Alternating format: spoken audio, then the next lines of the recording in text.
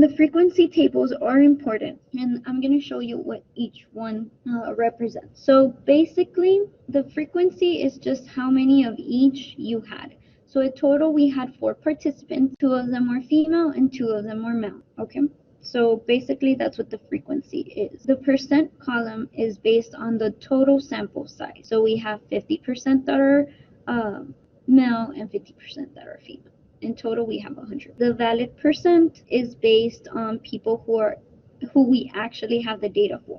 So right now, our data shows that there was no missing values. So the valid percent is going to be the same as the regular percent. Right now, I'll show you what it would look like for someone that doesn't have any missing data. And then the cumulative is just when you add this one plus this one, you would get 100. So basically 50, and that's how much you have right now.